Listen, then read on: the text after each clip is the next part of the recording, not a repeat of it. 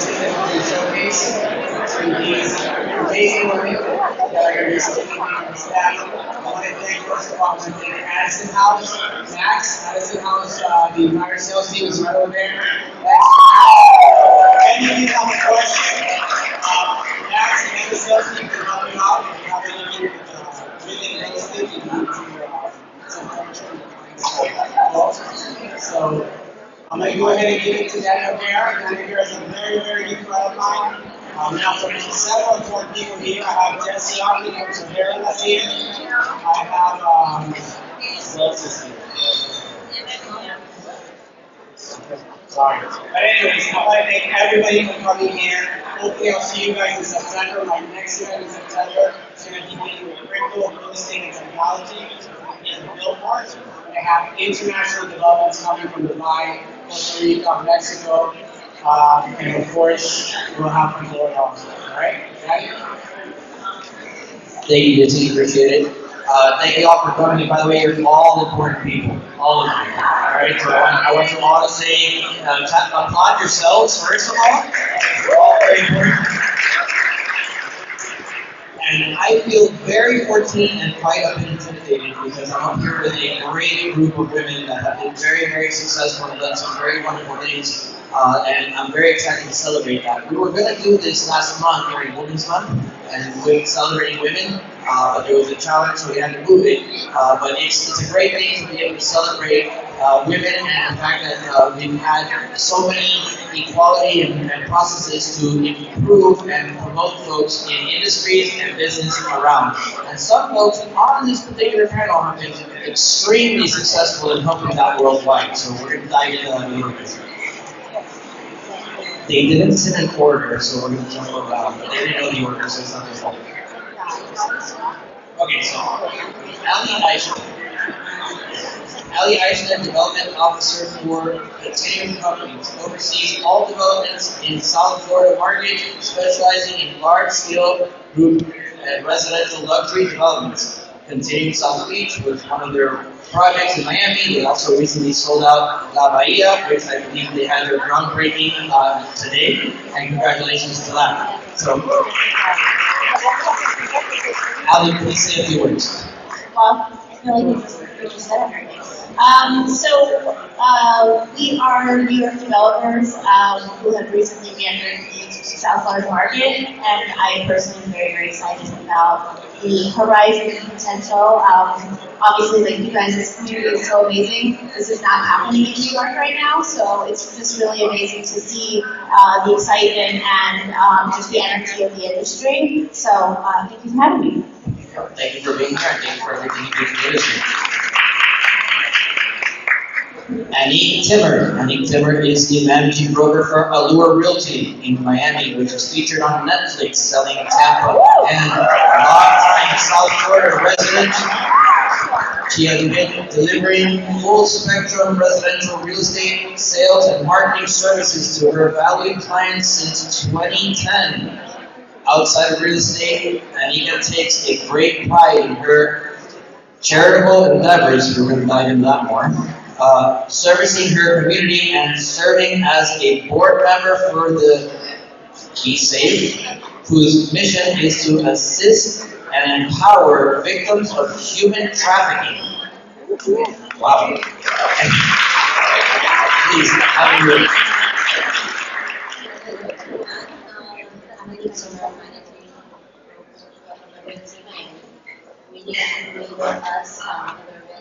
From selling Tampa, which is featured on Netflix. To my left are the ladies of Urban Miami, which is our newest expansion, opening into the Miami markets. And I'm excited to be here now with these fabulous ladies, which I've been watching for years as I've grown into this industry. So it's a pleasure to be able to meet you all. Thank you very much. Thank you for all you do. Alicia Pinky. Oh, for me it's Severa. That's very hard for me. I know you two a lot good for that. Thank you for being here. Alicia is part of the newest generation of Severa family real estate business. She has been involved in development sales since 2009 and is transitioning to more corporate roles, assisting in preparing new developments for launch of the 2013 as of 2013. Today, she plays a pivotal role in projects, sales, strategies, working side by side with developers, architects, attorneys, sales managers, and everyone else involved. Ali, please say a few things. Um, well, it's a pleasure to be here again. Thank you guys for your support and thank you to Addison House for the space. Yes, it's been a privilege and an honor growing up in this business and being able to work in a family business, especially in such a dynamic industry as we all open in Miami, so it's been wonderful. And yeah, I mean, we get to be on the front line seeing the city grow and evolve every day, watching the buildings kind of shape the skyline and bringing buyers from all around the world to make the city even more vibrant and exciting every day. So it's a wonderful opportunity to get to wake up and go to work every morning and just do what we can to do what we do better on a continuing basis.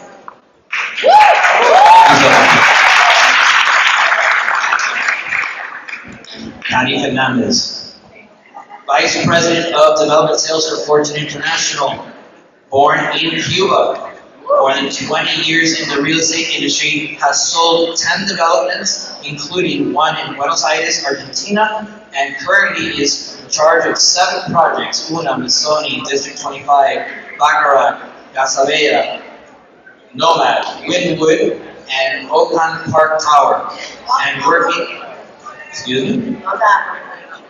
Well, they put it on here, honey, so you can take it out. Patty, tell us a few words, please. Well, I'm very happy to be here. It's, this real estate market is such a great right now. I think it's unprecedented. We're leaving now, and it's happy to see you that you're here, that you're busy. Our city is growing tremendously and really rapidly. So it's an honor to share with all of you powerful, beautiful women today. Thank you very much. Christine Cano. Christine is an international speaker, moderator, and facilitator and utilizes a transformative method of rapidly rewiring and record. I need that. I'm just white. So you can help me. No, I'm serious. I'm dyslexic. Like my brain, my eyes, my mouth, they don't connect. Christine is dedicated to her passion in increasing and instilling a positive mindset in her clients and achieving ultimate personal and business success via private and group rewire sessions. Please tell me more how I can get rewired. Forget about that. Talk to me. So my joke is, if you have a brain, you need what I do. Yeah, you all need what I do because you all have blocks and limitations that you are unaware of. And I work with many people in the real estate space to advance their subconscious, superconscious belief systems. Because there are blocks that were instilled in you from a very young age that you don't know. So really what I do is I work one-on-one in a bespoke way or in a group system. I just did a Times Square 20th anniversary group rewiring for 3,000 people. So what I do applies one-on-one or in a group setting, and I work with people in corporate wellness in all initiatives. If you want to do better, be better, show up better, then we can connect, and I'll either facilitate to help you connect with someone that will help you, or I will personally take you under my wing and make sure that we run fast together. Thank you very much. And we'll talk more about the rewire. Deborah Scarpetta. Deborah is an experienced CEO and across all platforms.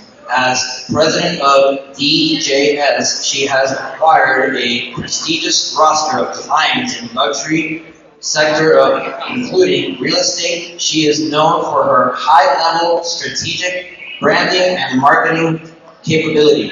Please tell us a few words about this. It's a pleasure to be here. I have such a deep, strong voice. I'll hold it back a little bit. But thank you, JC, for inviting me with this prestigious group of women. I'm very honored. And yes, I've been doing branding for quite a long time and marketing in the real estate business and a lot of luxury goods.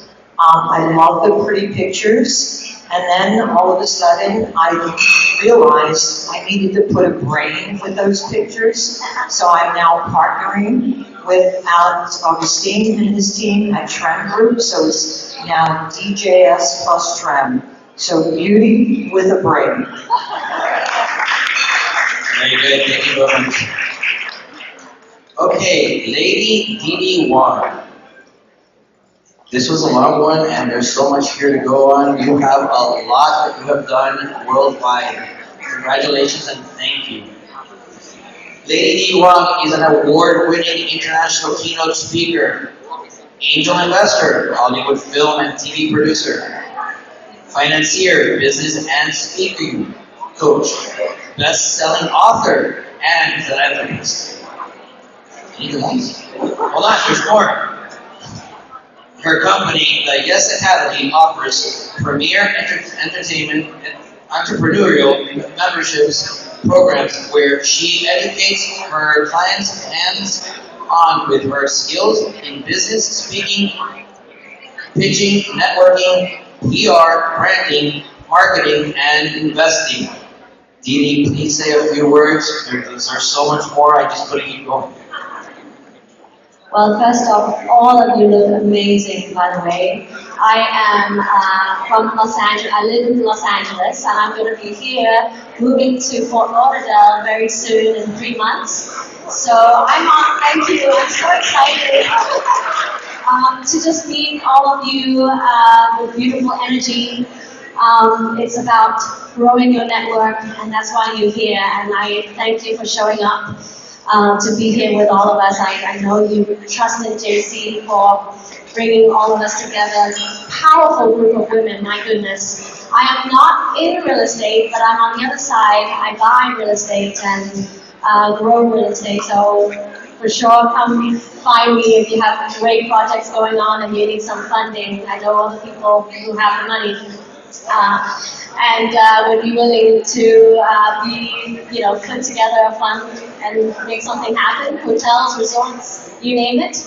But just generally speaking, I am just grateful to be here amongst all of you and learn about you guys. And this is a new territory for me. And whatever I can give of value and support, I'm here to do that.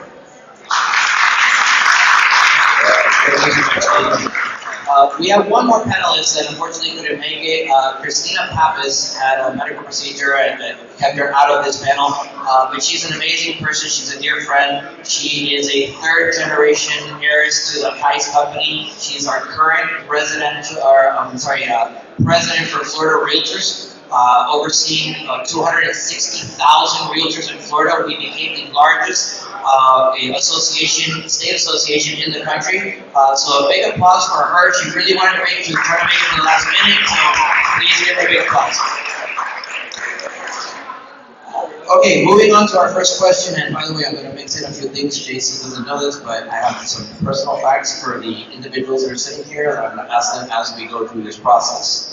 But the first question will be, how did you get started in your line of business? What motivated you to do what you do every day? And we'll just go down the line for this one. Because I don't want to see you first. That always happens. Okay.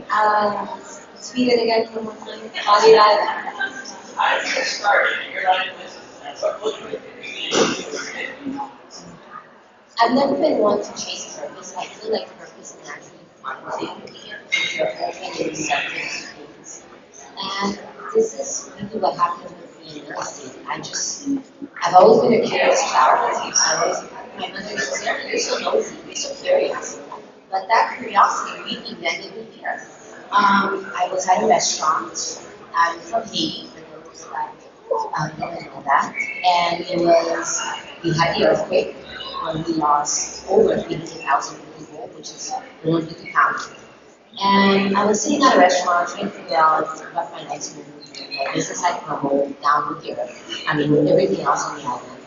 And just really trying to decide, where do I go from here? You know, what happens when you've lost everything?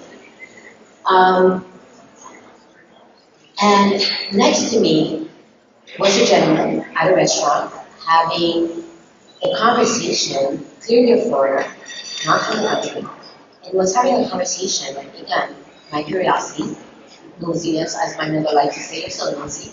I was eavesdropping. So he was sitting and he said, listen, I'm looking for a house, I don't know who to call, where do you on this island, like, where do we start? And believe it or not, he was the head of the United Nations. And I said, oh, I know how I get involved. I had no idea what I was doing, never did.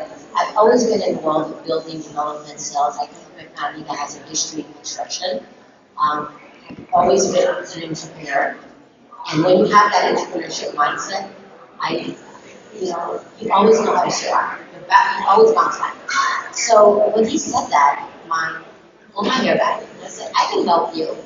And he said, sure, this is what I'm looking for. And within a day, I already had a home for him. And from there, I opened the donations, all of the I had a past entrepreneurial experience as a yoga clothing company before I had children. I spent all my 30s getting pregnant, not pregnant, pregnant, not pregnant, pregnant, not pregnant. And I was 3 times, and I have 4 children, so you do the math. They are now 11-year-old son, 8-year-old daughter, and twins who are 6. And my whole thing is really to make women understand that just because you became a mom, it doesn't mean you have to lose your dreams. So,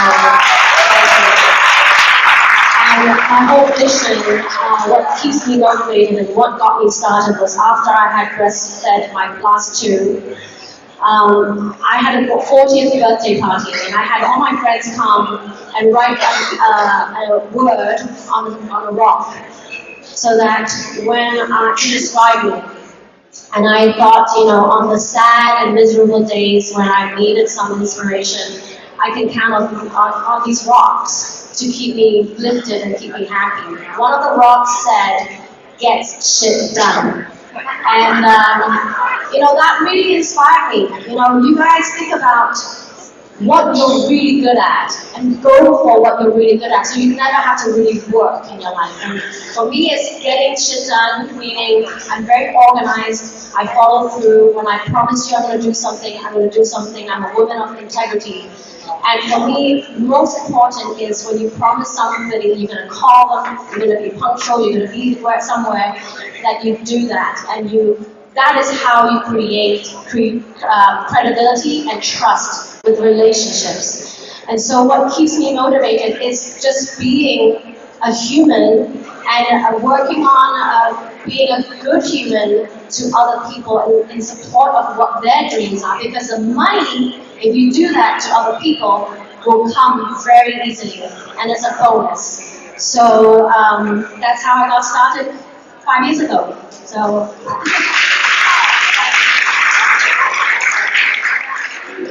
So interestingly enough, I have a coffee cup that says GSD, and everyone asks what it means, and it means to get shit done. So I live by the same method.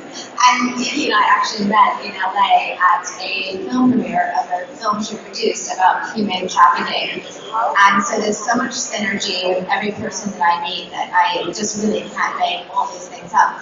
How I got started was I was working in mental health and wellness in a nonprofit, and I was exposed to an environmental toxin. I don't know if many of you have ever been exposed to mold in a house, but when you're selling, buying, etc., mold is a real problem, and my children were exposed to it, I was exposed to it, and when I started to notice the effects of environmental toxins on my brain, I began to study how it was affecting me and my children. And because I know what I know about me, and because I'm a solutions-based person, I started to research how to overcome and heal from this exposure. So I began to work with my kids, to work with the subconscious, superconscious mind.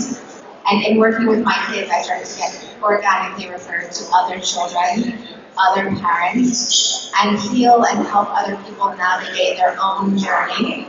And because of this, I have become, because I'm service oriented, the same way that you are, because I'm service oriented, I always serve first and then navigate the ask after. There's some synergy, it will always line up. And this is how I've done everything in my business. This is how I was just on a stage in Bahrain in the climate change forum, because I said, if your internal climate is not aligned, your external efforts will not show up. You have to change the internal climate and who you show up as so that you can exude all the energy, all the effort, all the integrity to your community, to the world at large. So the climate that I deal in is internal climate, and the integrity and the authenticity and the vulnerability is really where I live. So that's how I got started with my kids. Thank you. I work in a family business, so for me it was a little bit of a foregone conclusion that I would ultimately end up here. But I think the thing that was the most interesting thing is I work on the development side, which means that pretty much every group that I walk into, it's me and the boys. There are no women on the development side, unless you are, on the sales and marketing side. The architects, the engineers, the town officials, the people who build these buildings, it's a boys' club. And so I actually feel like my excitement really came from an opportunity of, okay, you have a foot in the door because this is your family. But where I really got excited was this is an opportunity for me, and then hopefully for more women to get into this kind of closed door thing that happens on the other side that feeds, this massive industry, and women are overlooked. Lenders don't really pay attention to us, like you're discounted the minute you walk in the door. So for me, it's just an exciting opportunity to hopefully show up. I work really hard. I do the best that I possibly can, and I really am hopeful that me being with the boys will create more opportunities for more women to be on the development side.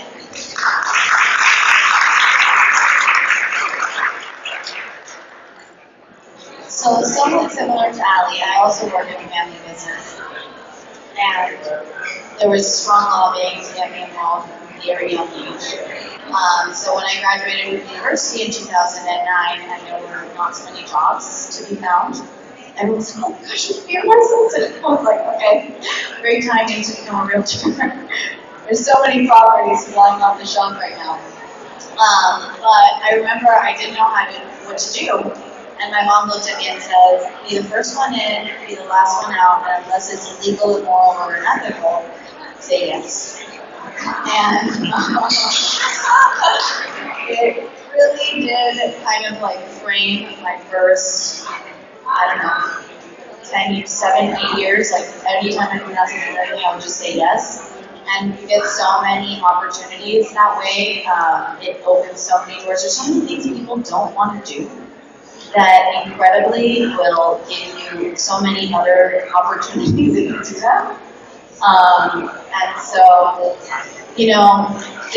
I started as a regular salesperson in 2009 trying to sell someone a condo in a completely empty building where there were no lights on. So you start sometimes in situations that don't seem like they're a clear path to like a immediate success. But if you just, are service oriented and focused and show up every day and are consistent, things unfold, and things definitely have in the past however many years. And it's been, great city at the end, and it's going on.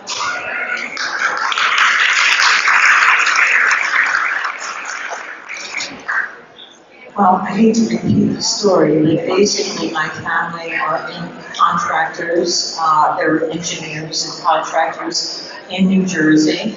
And I always had a lust for communicating, so when they needed a logo, when I was like 16 years old, the company was called Sparta Electric, and I made a lightning bolt, and they took it and they ran with it, and that's their logo to this day. But I would say my mother is my inspiration. She grew, after we lost my father, she grew the business to about 2,000 employees. And she worked every day to have her children and was an amazing role model for me. And I hope to be that to my daughter as well. So.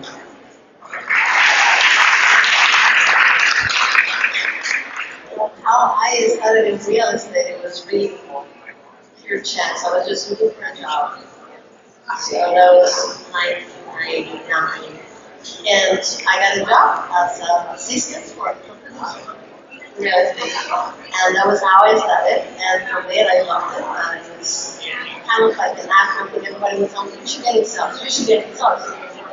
You have every personality, you should get yourself. And finally I did in 2004.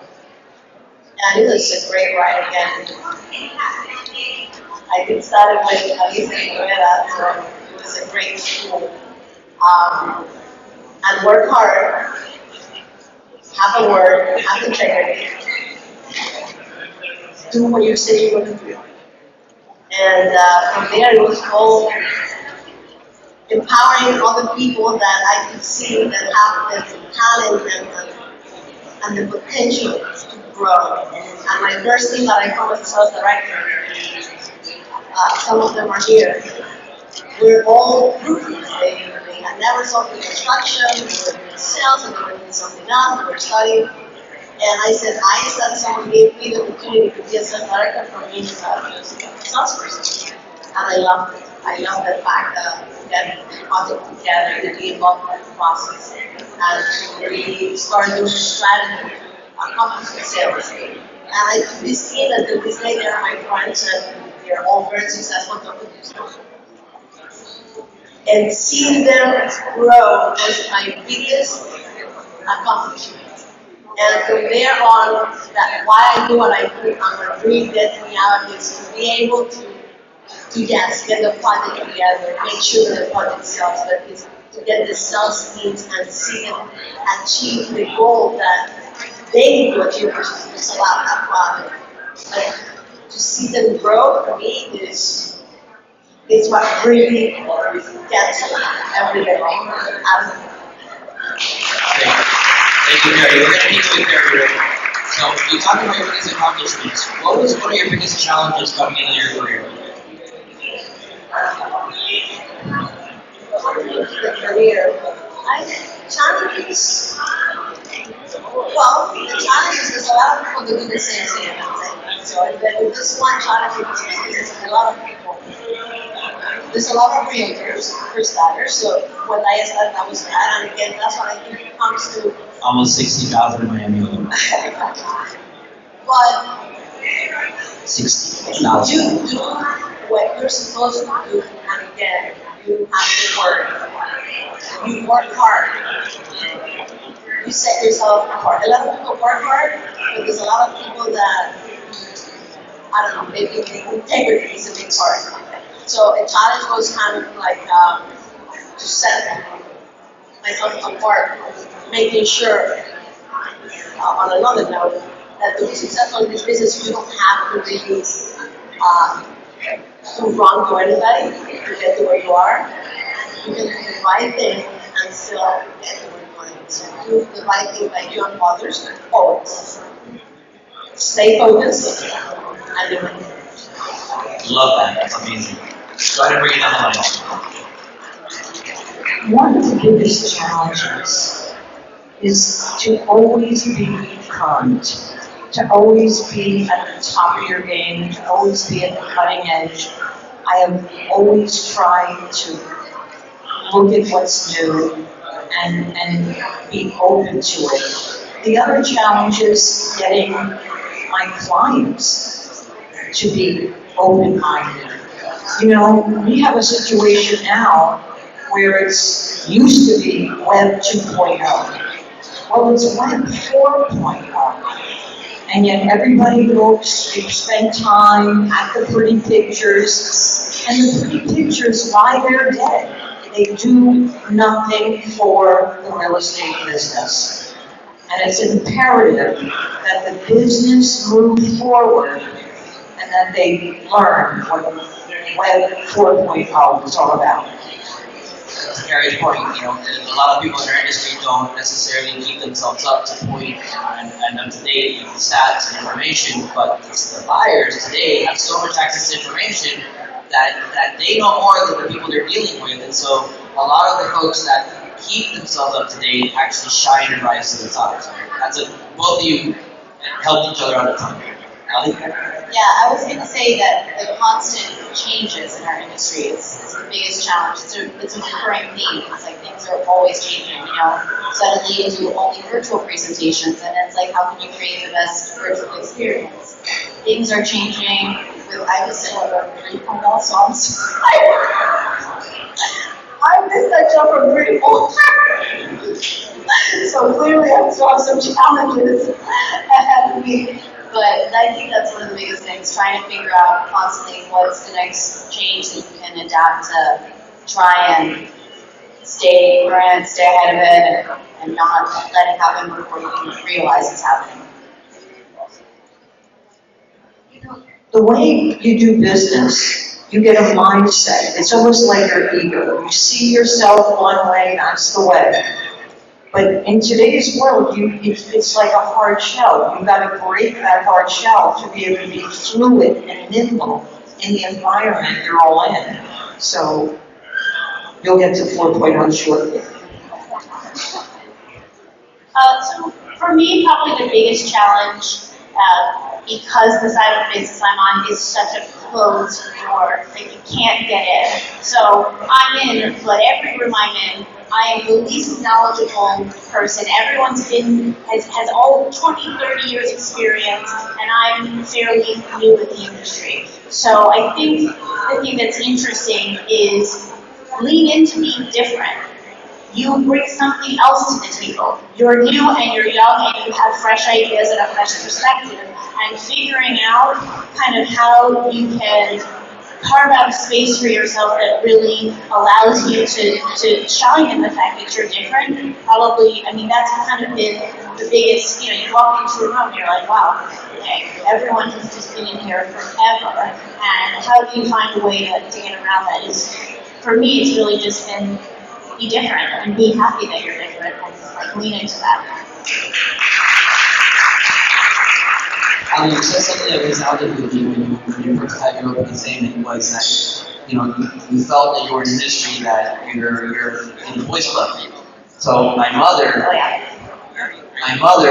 in her late 20s was in that industry in the boys club, and she was in construction, in concrete, in building, and this was in the 70s. So she went through that process, and as we continued on, and as I grew up, and I feel like Miami's a young city has become an adult with you, and we've become adults together. But I watched my mom walking through projects, and all of these men in hard hats following her. They were following her. So kudos to you, and kudos to all of you that are here leading that way, because that is a great situation. So I have a personal fact I want to ask you about before we move on to the next person. IMG. Wow, you did research. I did not include that. Tell me more about IMG. What took you there? So I dabbled with it pretty well. There was a time in which I was very intense with tennis. So the first time I landed in Florida was I went to a sports academy called IMG or College Henry, and then they invited me for a full-time scholarship, and I ended up staying there and playing tennis kind of all over the world, and it was great. That's that. Awesome. You continue on to Pennsylvania, and you are speaking English, French, and some Mandarin. That is awesome. Yes. So one of the biggest challenges I have overcome is my fear of public speaking. And a year and a half ago, I could not get up in front of like 10 people that were my closest friends. Even just if we were at dinner, I'd stand up at a table and speak above them. And through my process, which is called process healing, where I go into the brain, I actually bypass your ego, your consciousness. I hack into the system, bypass all the levels that are creating resistance. And through working with my superconscious and subconscious programs that were created when I was very small, I was able to just speak at a climate change forum in the Middle East, be in Times Square, be here on stage and not turn 16 shades of purple and be shaking. So I knew if I was going to make an impact, I need to have a microphone in my hand because I have a message that you can choose to be different. And that's as simple as it is. And so here I am with a microphone in my hand as a testament that you can be whatever you choose to be.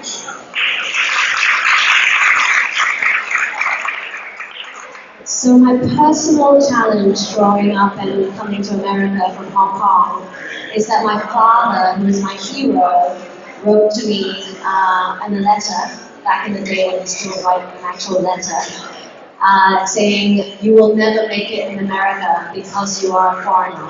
And that is exactly the quote that I read. And so my challenge was to find myself and accept the fact that because I am a foreigner, and that is why I am unique, like Ali said, I have made a path for myself because I am a short Chinese, British accent girl who, you know, and it's not normal for a Chinese woman to step on stage and air our dirty laundry. It's not normal for a privilege, I come from a very privileged background, for me to go and tell the world about my problems at home and family, and how my parents are very strict on me, and how I found my path. So that's my personal challenge that I've overcome, and now I use it in my motivational speaking to actually make people understand that you guys are really very similar to me. We are all very similar, no matter if you're Jewish, Catholic, you're Muslim, you believe in wearing black all the time, or whatever you believe in. We all truly have the same issues, same problems, and difficult people that we have to deal with, right? But I want to flip the question and really give you some value here, because not so much I have any challenges that I overcome. I'm a very strong-minded woman, and I never think a challenge is, I actually love challenges. But I'm telling you from a buyer's side of a point of view, as a buyer and as a real estate, I guess going out there doing flips and doing investing in the real estate world.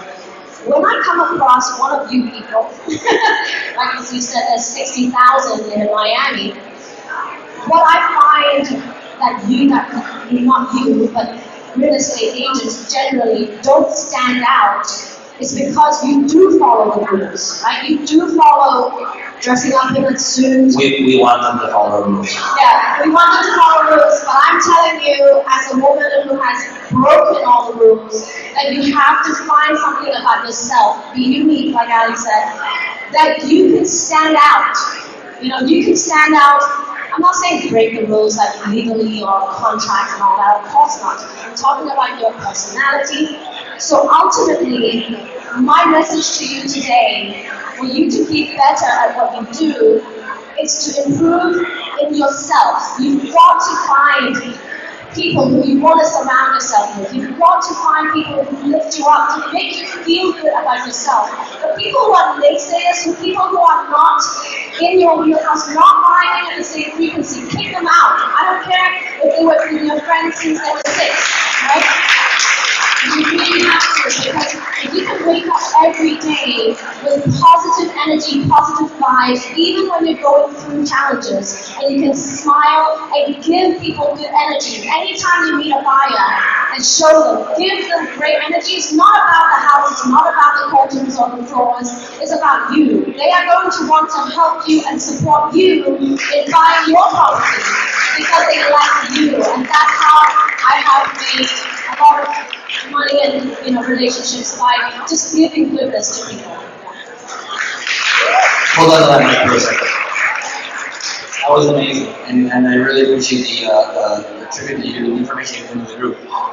So at the beginning, you sounded like a very, as a Cuban woman, which, you don't talk about how hard they are at your home and the things you go through. But I know you were born in Hong Kong. You spoke at the United Nations, you went to Boston University. Pope Francis.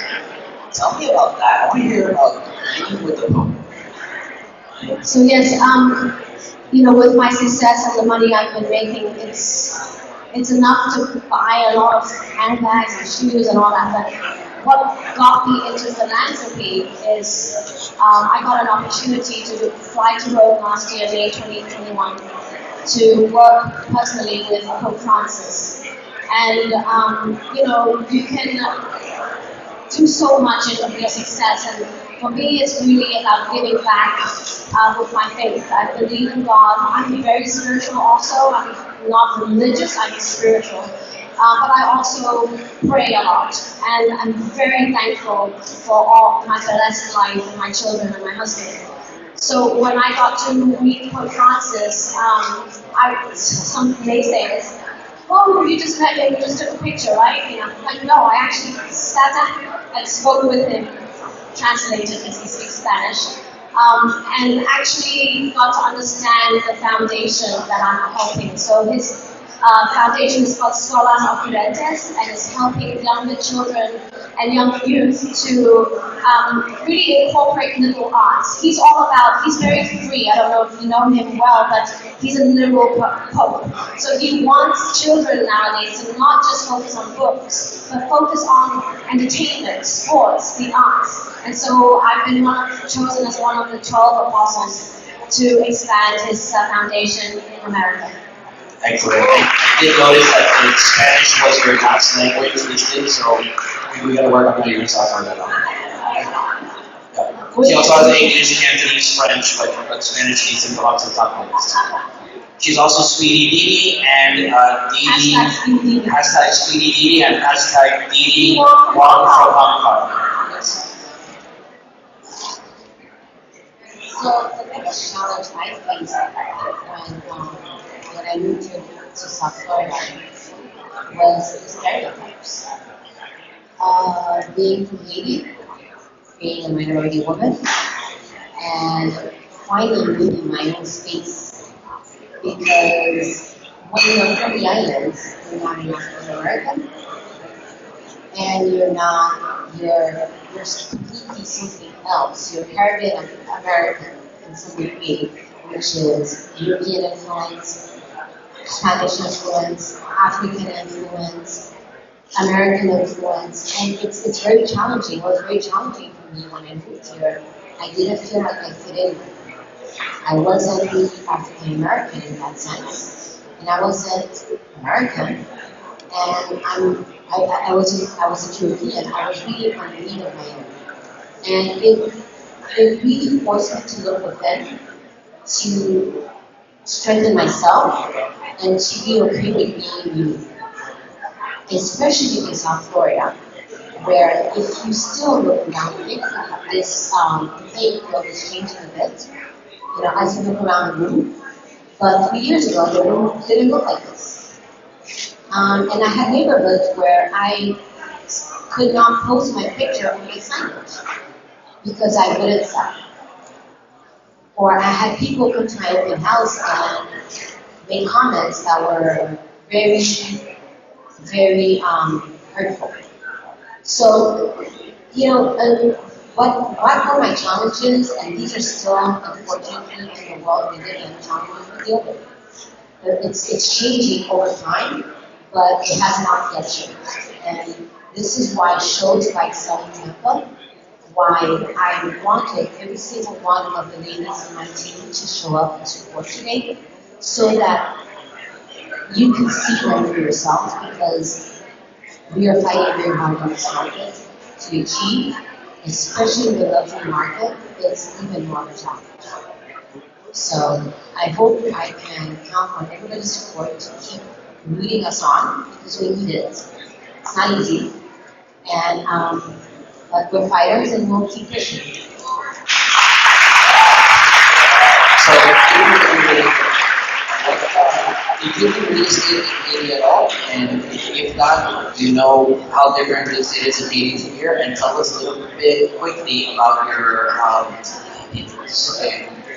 giving back to the community process. Because I come from a country where 99% of the population is considered poor, we are the poorest country in the Western Hemisphere, which makes absolutely no sense to me because the island is stunning. Stunning. I mean, I'm a traveler. I choose to speak multiple languages, English, French, Spanish, Creole. So I travel the world, I've seen a lot, and Haiti is a stunning, stunning island. But because I come from a place where poverty is so rampant, I've always been very charitable and giving since a child. We've always given back, tried to help. And even if you follow me on Instagram, every time I go home, which is every month, I talk about my island, I show my island, I'm proud of where I come from. I give the history of Haiti to really educate people and to hopefully help a little bit in getting past the stereotypes that people have, right? So charity has always been part of my life. My daughter is actually the founder of the Six. She just turned 18 today. But she started the foundation at the age of 16 to really help women that are being trafficked, children that are malnourished, and going through just the poverty that we deal with on a constant basis. Was there more to the question? That was outstanding. Thank you so much for doing that. So, I'm not sure where we're going. Christine, what value or service do you add to the community? And give us a brief answer to that question. So I think I add value to every situation that I enter into, no matter whether I'm going to dinner or to my children or to my friendships or anywhere I go. My initial initiative is to provide service to anyone I come in contact with. It doesn't matter if I'm at the grocery store or a friend is asking me advice or I'm working with a client. I'm going to provide as much clear, concise input as I'm allowed to. If you don't ask me for input, I'm not going to give it to you because I think that's, presumptuous. But energetically, I always provide a positive disposition to any engagement that I'm undertaking. Tell us about being a pioneer. So I have been a pilot since I'm very young. I was raised in an aviation family. My parents, my dad said he will learn to crawl, walk, and then fly a plane. And if it's in that order, cool. If not, so I'm flying planes from very young. My family owns 200 acres near Ocala, private airport called Kamas Wahoo. And we have several planes. And my dad is a badass. He's like MacGyver. And I'm blessed to be the child of two really amazing influencers. Before influencers was a thing, my parents are really my role models. And so this property, this airplane hangar, where my parents live, will eventually become a healing retreat for my endeavors. So thank you for asking that.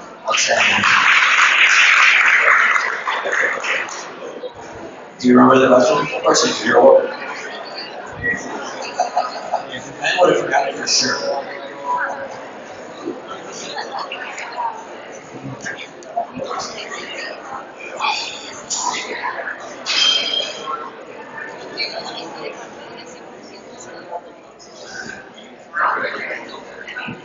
So I think, again,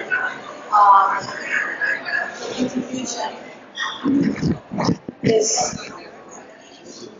once you're in touch with people and get for me, it's to empower them, make them feel secure about yourself, make them feel that you can do it, you can make it.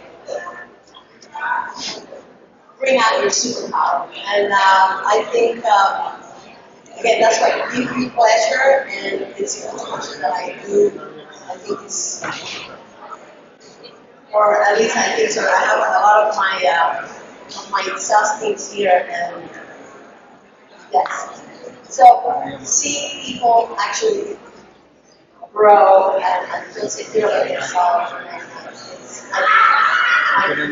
it's, Work.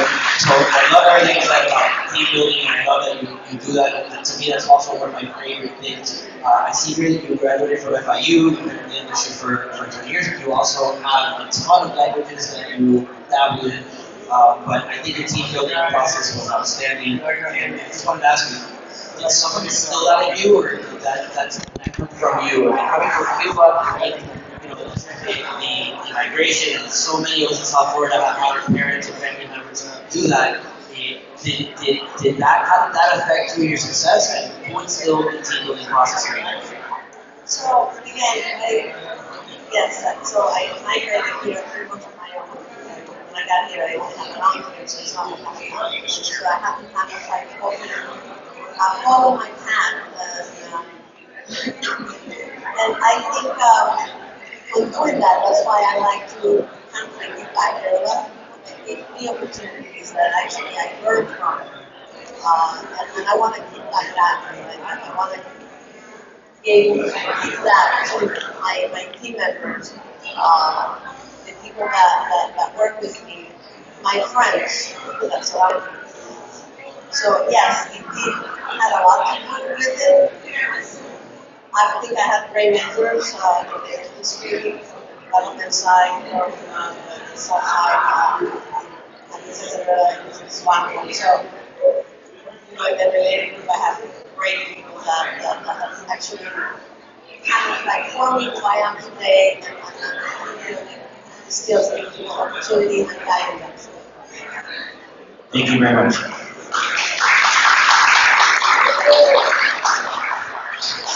So, how do I contribute to the community? Well, I love the glamour of Miami. It's one of the great things about Miami. There's a charity event every week, every day, on the hour, one more spectacular than the other. And I like to go to many of them. And it's wonderful and it's expected. But I am on the board of a charity that no one's ever heard of, none of you would attend, and it's called Silent Victims of Crime.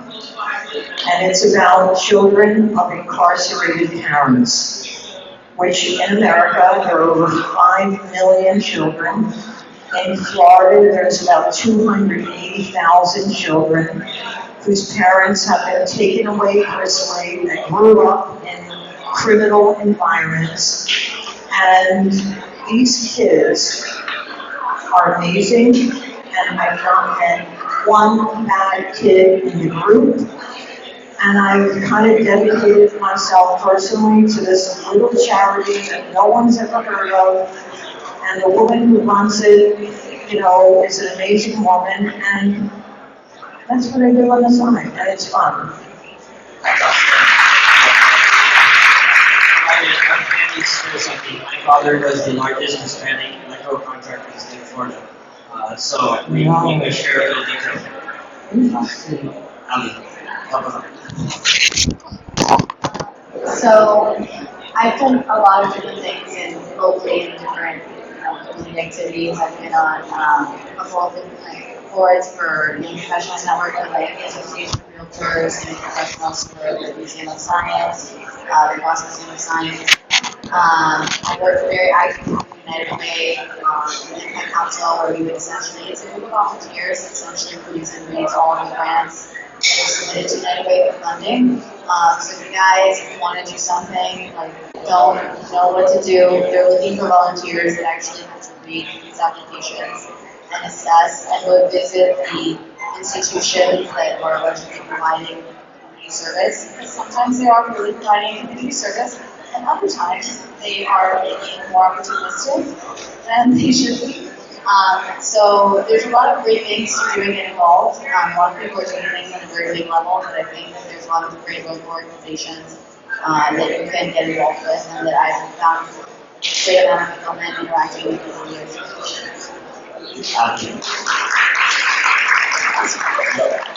University of Utah. Yes, it's in a parking lot. University of Denver. We almost lost you to being a permanent ski instructor out of the real estate industry. Tell us a little bit about that. So I work as a ski instructor in Dale, in Lion's Head. I wore a blue jacket and I taught people how to ski. And it was great. I have a lot of mountains, I've climbed Doral, I've spent on things like that, Nepal, you name it. Not, Miami life, but yeah, it's great. There's a lot of freedom in the mountains, a lot of fresh air, a lot of good people, and it's great to be active and just your body working. It's great to have your mind working, which we all do on a daily basis, but it's really nice and fulfilling just to be doing a physical sport as a job. It's fun. We're happy you came back and you're part of our real estate industry. So for me, probably the biggest thing I like to do is just be a mentor, and specifically to women that are trying to get into the development side of it. Again, it's just such a little opportunity, and I have actually quite a few women that I mentor and that kind of work within the New York Shack real estate division, and I'm kind of looking over your policy. So if any of you happen to be interested in the development side of it versus the sales and marketing side of it, I would love to help, love to answer any questions. I just would love to see more women on my side of the industry. So we can talk to me next time. Excellent. All right, we have so many questions, but it's been so entertaining. But we're going to round out with our last question here. What is the biggest risk you've taken to get to where you are today?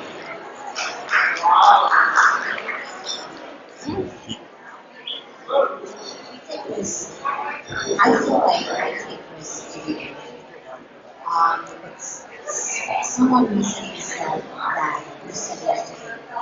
I continue to say yesterday because I feel like this is where the doors open. Life is experience. And more so than ever after COVID, my biggest fear is to be that woman that has a chance to go suburban, where should have been. I think that's a matter. So I try to experience as much of living as I possibly can, whether it's career, whether it's personal, whether it's children. So I feel that my pictures on a daily basis at every level of my life. And I just continue to say yes and to experience living.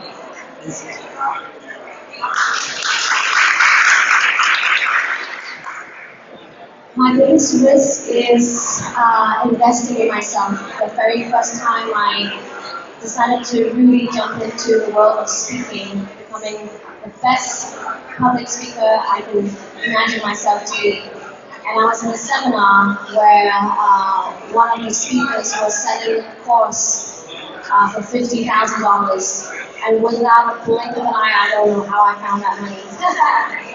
back then, I just ran to the back of the room and signed up because I knew if I want to do this, I've got to invest in myself. So to find a mentor who's walking the walk and talking the talk and somebody you really feel connected to, I think that's the biggest risk, but absolute, every single penny was worth it, and I would pay it again if I needed to. So invest in yourself, find yourself a mentor, make sure you know how to speak well, and that's what I do. I teach people how to speak well and use the right words, the right sentences, the right pauses, the techniques that can grab people's ears and not just have them go in one ear and out the other. So invest in yourself.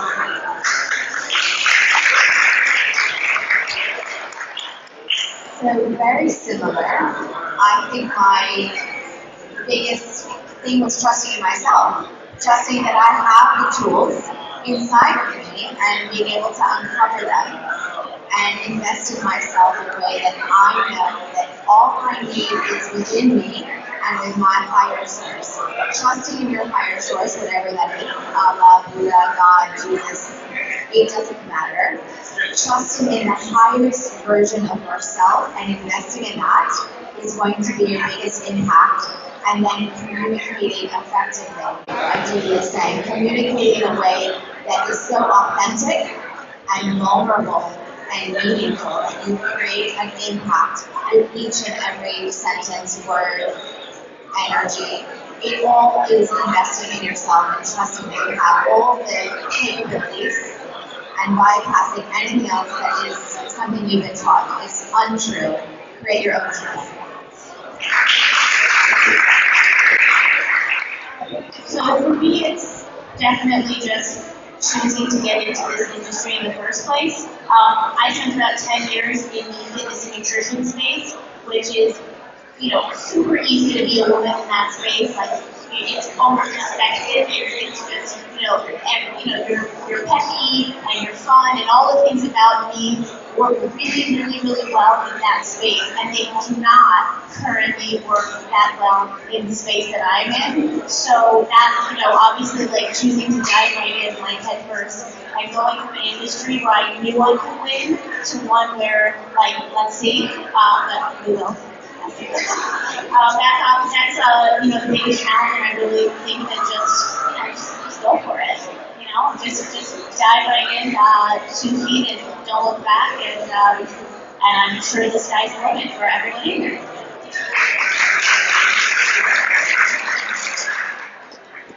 So I come from a three-generation company, and the company I work for was founded by my grandmother 50 years ago. And so, growing up in that environment, I was always very naturally empowered. Like, there was no, like, oh, like, you should go color. It was like, honey, why are you coloring? Are you drawing a building? Like, what's going on? And so, as I've grown up and as I've become, an adult, it's never been, something that was taught to me that as a woman you are a certain way or you're feminine or whatever. But I don't know if it's my personality, but I think it's more of a broader statement, which is why I'm saying this to everyone. It's something I've been talking to recently. Was that I find myself that I doubt what I can ask for. My husband actually pushes me so much to try and overcome this. But if I'm negotiating something and there's like, oh, even how much should I get paid? I'm like, oh, I don't know, maybe I should ask that much. Like, no man would ever see something like that. You just act like, I was like, oh, they offered me whatever, and it's like, oh, they offered me that, they're willing to give you like X% more. I'm like, really? Men second guess themselves all the time. Well, I don't know. Whatever, it doesn't come across that way. Okay. No, but so it's something that lately, as I try and be a little bit more proactive, aggressive, forward thinking, whatever, and I find myself like a little mentally limited by my own fears of maybe being too aggressive. Maybe that's our word. That it's something I'm overcoming currently.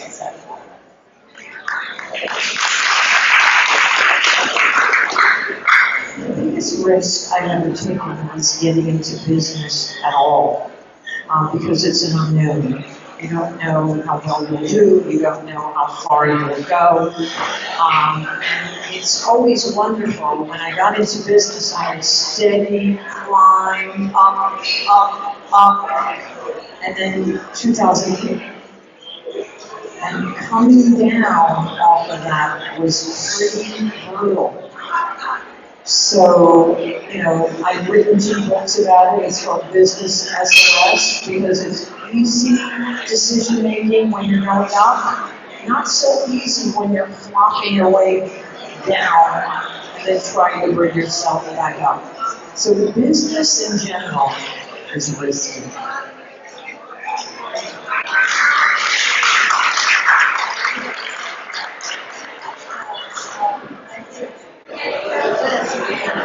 to take on more, right? And say, I can do this. And a time to say, okay, I'm not able to do it unless it works. You just have to throw this back and make it happen. I think more obviously, this business and this concept we are developing. We have more and more projects coming, and I love it. It's exhilarating. It's really exciting, but yeah, it's stuff. And then you do it like you said. Right? But yeah, it's take on. That's outstanding. I'd like to, for everybody to give a really big round of applause to all of our panelists up here.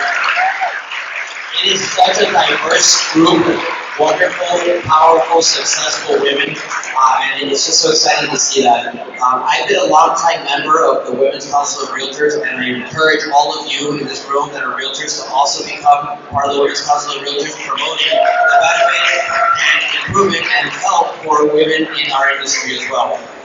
I also want to say that we have a great situation here. We have a special guest, Marty Levant, who is a 3-time Guinness World Book Record holder, ocean ambassador, and I would like to ask her to say a couple of words as well in her support. Well, first of all, thank you all. You guys are like badass moments, you know. I just want to invite everybody on May 4 to join my mission. May 4, I'm actually trying to target my 4th Guinness World Record. I'm trying to swim 26.2 miles without using my arms, just kicking as a mermaid in May. And when I'm doing that, there is also 4 different cleanups happening, and 4 different mayors supposed to come to swim with me. I don't know who's going to win, but it's really important that as a relationships, as this empowerment and stories, we all, go together and swim together and keep this good energy going. And I just like to see all of the guys out there on May 4 because number 1 business in Miami is ocean. Thank you very much. Absolutely right. People don't think this for our homes.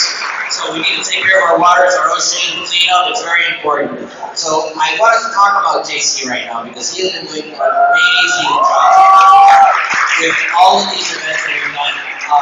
He was a pillar during COVID when we did not have a platform to really communicate with each other.